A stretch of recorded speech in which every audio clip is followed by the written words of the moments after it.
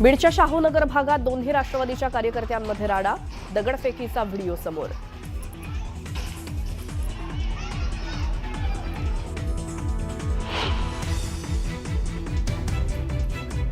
बीड शहरात मतदान केंद्राजवळ पैशांचं वाटप, सोशल मीडियावरती व्हिडिओ व्हायरल।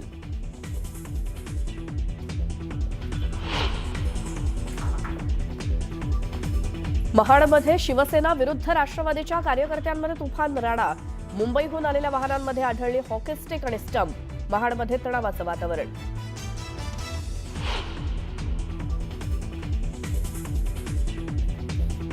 नगर परिषद आणि नगरपंचायत निवडणुकीची मतमोजणी पुढे ढकलली, सर्व मतमोजणी आता 21 डिसेंबरला होणार, हायकोर्टाच्या नागपूर खंडपीठाचा मोठा निर्णय।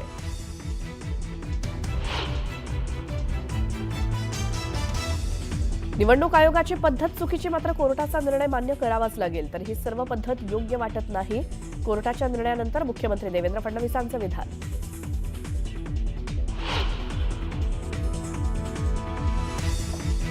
औरंगाबाद खंडपीठाचा राज्य निवडणूक आयोगाला दणका, अखेरच्या क्षणी असे घोळ भविष्यात टाळा, आयोगावरती ताशेरे, आयोगाचा सावळा गोंधळ बरा नसल्याचे टोचले कान।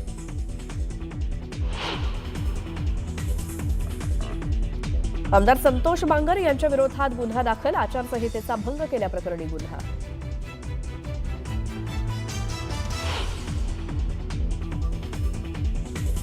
आणि कागलमध्ये बॅलेट युनिटवर शाई लावल्यामुळे खोळंबलं मतदान, तब्बल अर्धा तास मतदान ठप्प।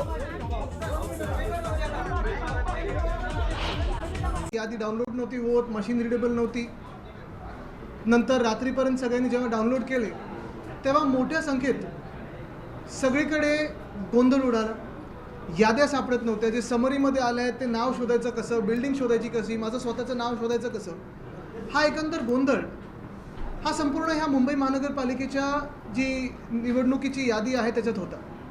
अर्थात त्याच्यानंतर आम्ही निवडणूक आयोगाची भेट घेतली, तिथे वाघमारे साहेब होते आणि इतर त्यांचे सहकारी होते आणि त्यांना हेच आम्ही विनंती केली होती, आम्ही जे पत्र दिलं होतं उद्धव साहेबांनी आणि राजसाहेबांनी ते त्यांच्यासमोर मांडलं आणि अजून काही दिवस मागून घेतले होते, पण प्रामुख्याने त्याच्यात जो घोळ होता त्याच्यावर कुठेही निवडणूक आयोगावर अवलंबून न राहता आम्ही स्वतः त्याच्यावर काम करत राहिलो।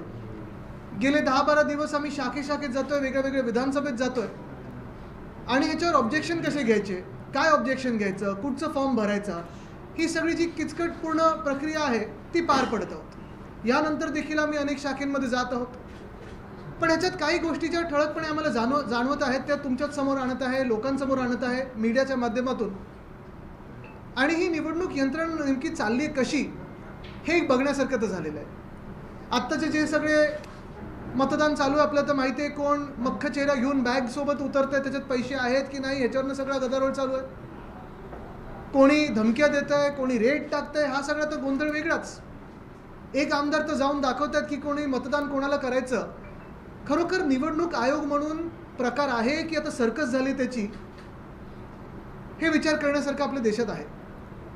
पण आम्ही गेले 10-12 दिवसांमध्ये प्रत्येक वॉर्डमधले, म्हणजे मुंबईत जर आपण म्युनिसिपल वॉर्ड पाहिले तर 227 आहेत, सरासरी प्रत्येक वॉर्डमध्ये 3 ते 4 हजार ऑब्जेक्शन आम्ही घेतलेले आहेत आणि अजूनही आम्ही घेत आहोत। 3 ते 4 हजारच झालेले आहेत, कारण ही पूर्ण जी एक सिस्टम आहे ती किचकट आहे। म्हणजे त्या जे कोणाचा अर्ज भरायचा असतो तो संभाव्य दुबारमधून काढायला, ते संभाव्य दुबारमधून काढायला तुम्हाला त्याच्या घरी जायला लागतं, त्याचा फॉर्म भरून घ्यायला लागतो, एक दाखला, मग आधार कार्ड असेल किंवा ड्रायव्हिंग लायसन्सची कॉपी असेल, जे काय असेल त्याला अटॅच करून तुम्हाला सहाय्यक आयुक्तांकडे जायला लागतं, त्या व्यक्तीला घेऊन जायला लागतं। आणि ही सगळी प्रक्रिया झाल्यानंतर अशी एक उम्मीद आहे, कुठेतरी आम्हाला वाटतंय की निवडणूक आयोगाकडून हे जे 14 लाख दाखवलेले जे ह्यांचे संभाव्य दुबार म्हणून आहेत त्या लोकांना त्याच्यातून काढलं जाईल। बरं, हे 14 लाखांमधून जास्तीत जास्ती कोण आहेत, तर जास्तीत जास्ती मराठी नावं आहेत, जास्तीत जास्ती आमच्या कार्यकर्त्यांचे नाव आहेत, राजकीय कार्यकर्त्यांचे नाव आहेत, राजकीय लोकप्रतिनिधींचे नाव आहेत। उदाहरण म्हणून घेतलं तर आमचे जे आमदार आहेत सुनील गोविंद शिंदे, हे 7 की 8 वेळा आलेले ना, 8 वेळा आलेले। बरं, ह्याच्या आधीही त्यांनी मतदान केलं आहे, त्याचे आमदार आहेत, ते मुंबई महानगरपालिकेतून नगरसेवकांनी निवडून दिलेले आमदार आहेत, पण त्यांचंच नाव मुंबई महानगरपालिकेच्या यादीमध्ये, जे आता मतदार यादी आहे, 7 वेळा आलेलं आहे। खोलावर गेलं तर प्रत्येक ते जे 7 वेगळे वेगळे सुनील गोविंद शिंदे आहेत त्यांचे वय वेगळी आहेत, ॲड्रेस वेगळा आहे, फोटो वेगळा आहे, पण नाव कॉमन वाटतंय म्हणून 7 वेळा त्यांनी सांगितलं संभाव्य दुबार. पण ह्या संभाव्य दुबारांचं जसं आता श्रद्धाताई जाधव आहेत, आमच्या महापौर राहिलेत, मुंबई महानगरपालिकेच्या मुंबईच्या महापौर राहिलेले आहेत, त्यांचं नाव 8 वेळा आलेत. इकडचे धारावीचे जे आमदार आहेत ज्योती गायकवाड ताई, त्या देखील संभाव्य दुबारमध्ये आलेले आहेत. अनेक लोक असे आहेत ते संभाव्य दुबारमध्ये आले. अनिल देसाईजींचं पण नाव संभाव्य दुबारमध्ये आलेलं आहे. खासदार आहेत दक्षिण मध्य मुंबईचे. म्हणजे बरोबर मराठी नावं असतील, बरोबर विरोधी पक्षाच्या कार्यकर्त्यांची नावं असतील, लोकप्रतिनिधींची नावं असतील, ही संभाव्य दुबारमध्ये टाकलेली आहेत. आणि ह्याच्यातच आम्ही व्यस्त झालेलो आहे, कारण जे कोणी संभाव्य दुबार ह्या यादीत येतं म्हणजे ॲस्ट्रिक्सच्या ते येतं, जर तसं नाव असेल तर तुम्हाला मतदानाच्या दिवशी निवडणूक आयोगाचे एक हमीपत्र भरायला लागणार आहे, परिशिष्ट 2, आणि ते भरल्यानंतरच तुम्ही मतदान करू शकाल. म्हणजेच काय, तर ही सगळी नावं एक तर मतदानाला येऊच नाही, किंवा मतदान ज्या वेगाने व्हायला पाहिजे ते होऊ नये. जे विरोधी पक्षाचे असतील किंवा जे मुंबई प्रेमी जे लोक असतील त्यांचं मतदान स्लो डाऊन व्हावं, ही कदाचित निवडणूक आयोगाची ह्या मागची विचारसरणी असू शकते. पण तुम्ही विचार करा, जर आम्हाला सरासरी प्रत्येक म्युनिसिपल वॉर्डमध्ये 3,000 ते 4,000 ऑब्जेक्शन्स भरून घ्यायला एवढे दिवस लागत असतील, आणि पुढचे काही दिवस अजून आम्हाला पुढचे 2 दिवस म्हणजे आज आणि उद्या अजून काही 3,000-4,000 ऑब्जेक्शन भरण्याचा प्रयत्न असेल आमचा, ही यंत्रणा कधी लागली आमची? पूर्ण पक्ष म्हणजे शिवसेना, महिला पुरुष दोन्ही, अंगीकृत संघटना, त्याच्यात स्थानिक लोकाधिकार समिती आहे, भारतीय कामगार सेना आहे, ग्राहक संरक्षण कक्ष आहे, युवा सेना आहे, युवती सेना आहे, टॉप टू बॉटम प्रत्येक आजी माजी पदाधिकारी जेव्हा काम करतायत तेव्हा आम्हाला एवढा कालावधी लागलेला आहे हे काम करून घेण्यासाठी. पण ह्याच विरुद्ध जे खरं निवडणूक आयोगाचं काम आहे, जे BLOचं काम आहे, तुम्ही हा विचार करा. आज तुम्ही मीडिया म्हणून कुठच्याही मतदारसंघात जा आणि विचारा किती याद्या आहेत तुमच्याकडे, किती BLO असायला पाहिजे आणि कोण BLO म्हणून नेमकं येतं आहे. BLO म्हणून गंमत अशी झालेली आहे, महानगरपालिकेची जी काही यंत्रणा निवडणुकीची आहे, BLO म्हणून कोण येतं आहे? तर ज्यांना लिहिता येत नाही, वाचता येत नाही, असे लोक पाठवले जात आहेत BLO म्हणून, आणि हे लोक जाऊन चेक करतायत की तुम्ही मतदार आहेत की नाही. लिहिता वाचता न येणं हा काही गुन्हा नाही आहे, बिलकुल नाही आहे. परिस्थिती असेल म्हणून तसं ते पुढे तसं राहिलं असेल.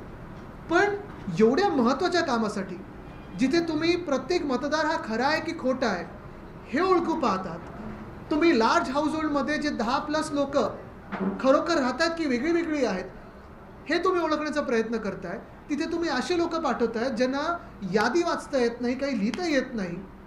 तर नेमकं ही निवडणूक प्रक्रिया जी चाललेली आहे, मी केंद्रीय निवडणूक आयोगाला पण विचारत आहे, राज्याच्या पण निवडणूक आयोगाला विचारत आहे, आणि स्थानिक निवडणूक आयोग जी मुंबई महानगरपालिकेसाठी आता कार्यरत आहे ह्यांनाही विचारत आहे की नेमकं तुम्ही करता काय, पगार कशासाठी घेता, जे काही पगार येतात ते जनतेच्या पैशामधून येतात का, म्हणून आम्ही तुमच्या सस्पेन्शनची मागणी करू नये का, म्हणून आम्ही कोर्टात जाऊ नये तुमच्या सस्पेन्शनसाठी का, म्हणून तुमच्या विरुद्ध आंदोलन करू नये का, म्हणून तुमच्या घरावर येऊन विचारू नये की तुम्ही आमच्या देशाची वाट का लावतात.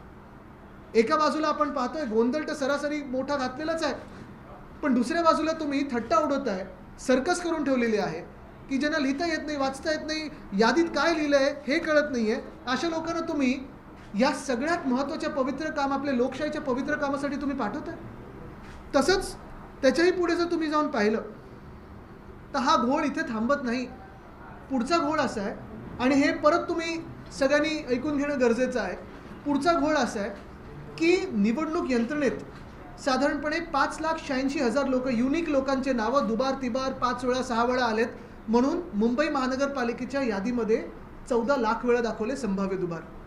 पण ह्याच्या पलीकडेही जाऊन प्रत्येक शाखेत जेव्हा मी जातोय तेव्हा मला लोकांकडून कळतो एक फीडबॅक, काही काही असे आहेत संभाव्य दुबार जसं मी दाखवलं जे खरोखर दुबार नाही आहेत, कॉमन नावे म्हणून संभाव्य दुबारमध्ये टाकले, पण काही काही दुबार आलेत त्यांच्या नावासमोर स्टारच नाही आहे, त्यांना दुबार म्हणून ओळखलंच नाही आहे.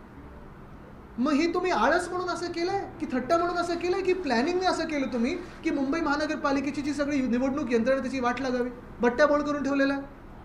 तसंच तिसरा जो एक फीडबॅक माझ्याकडे येतो तो म्हणजे लोकसभेच्या वेळी देखील आणि विधानसभेच्या वेळी देखील आम्ही ऑब्जेक्शन घेतलं होतं, अजूनही ते ऑब्जेक्शन तसंच्या तसं आहे. ज्या लोकांची जे मृत मतदार आहेत, मयत मतदार आहेत, जे डेड वोटर्स ज्यांना आपण बोलतो, बिचारे कधीच गेले, म्हणजे कोणी 90मध्ये गेलं, कोणी 2000 साली गेलं, कोणी गेल्या 5 वर्षांमध्ये गेलं, त्यांचं डेथ सर्टिफिकेट देऊनही निवडणूक आयोगाने त्याच्यावर कुठेही कारवाई काही केली नाही आहे. आणि विधानसभेत जेव्हा आम्ही आता ॲनालिसिस करत होतो तो वोट चोरीचा गोल तुमच्यासमोर लवकर आणूच, त्याच्यात पण प्रत्येक सीटवर कमीत कमी 4 ते 5 डेड वोटर्सनी बूथ वाईज मतदान करून गेलेले आहेत. ही वोट चोरी नाही तर काय आहे? हे मतदार कुठून आले, कोण आहेत हे जे गेलेले मतदार आहेत, मग त्यांच्या वतीने दुसरं कोण प्रॉक्सी वोटिंग करतंय का? मतदान तुम्ही करू कसं दिलं? आणि इथे पण ह्या यादीत पण ऑन अन ॲव्हरेज जर तुम्ही पाहिलं तर प्रत्येक मतदारसंघामध्ये 80 ते 100 मतदार असे आहेत जे कधीच गेलेले आहेत. पण तर मतदार यादीमध्ये कशा पद्धतीनं घोळ आहे हा आरोप पुन्हा एकदा आदित्य ठाकरे करताना दिसतायत. या पत्रकार परिषदेचे अपडेट आपण घेत राहूयात. पाहूयात